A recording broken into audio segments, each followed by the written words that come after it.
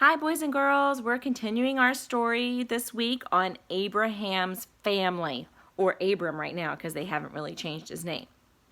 In the ancient world, having kids was very important. Lots of kids. Why? Because living in the ancient world took a lot of work.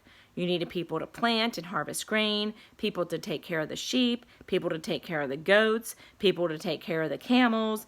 If you were attacked by another group of people, you needed people to help you fight back. The more kids and grandkids you had, the more help you had in planting and harvesting and shepherding and protecting. The more kids and grandkids you had, the better life you would have.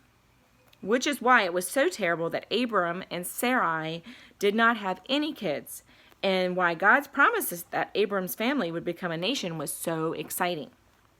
By now, Abram and Sarai had been following God for 24 years. They had wandered all over the land God said would be theirs. They had wandered down to Egypt and back again.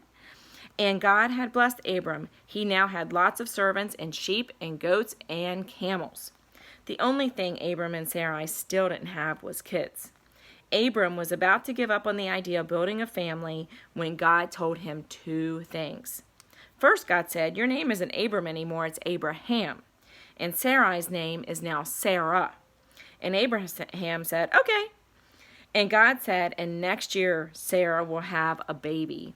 And do you know what Sarah did?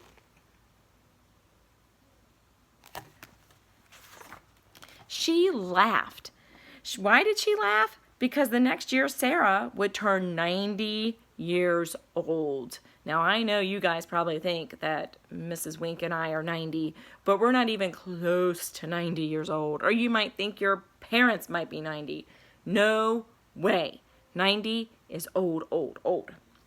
Abraham and Sarah had never heard of a 90-year-old woman having a baby. Have you ever heard of a 90-year-old woman having a baby?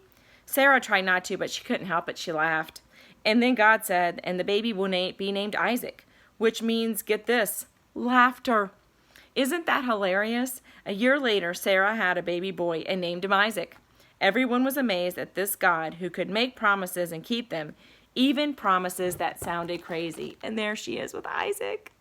Oh, goodness, so cute. Now, God wanted to see if Abraham really trusted him. Really, really, really trusted him. So when Isaac was older, God asked Abraham if he would give up his son. Did Abraham really trust God? This was the child they had waited for, the child God had promised, the child God would use to bless the whole world. What if Isaac died? Would God still keep his promise? Would God bring Isaac back to life? Abraham didn't know for sure, but he did know one thing: he trusted God. So Abraham got ready to give up Isaac because God had asked him to.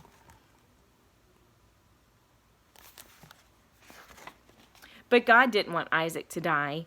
He just wanted to know if Abraham trusted him. As soon as Abraham was ready to give up Isaac, God sent an angel who called out to Abraham from heaven, "Stop, do not lay a hand on the boy." Then something amazing happened. God learned that Abraham would trust him no matter what. Abraham learned that God would keep his promises no matter what. Isaac learned that he could trust God just as much as his father did. He learned that he could trust God with his life. So God said, "Now I can use you to build my nation."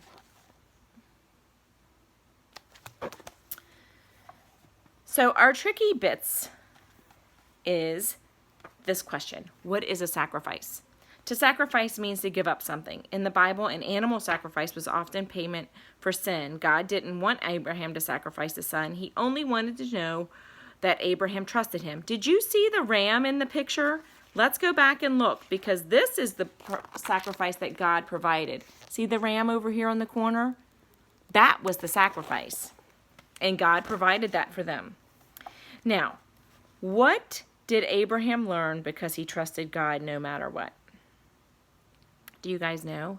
He learned that God would take care of him and would always provide if he trusted. Now, what is one way that you can trust God right now? Well, I think for me, Mrs. De Silva, I can trust God right now that he is taking care of everything. He's taking care of things that I haven't even thought about yet. And that's how I can trust him. Now we're going to pray. Dear God, help us to trust you the way Abraham did, even when we don't trust your plan. Amen. I hope you guys have enjoyed these last 2 days learning about Abraham. I can't wait to hear what we learn about tomorrow. Bye.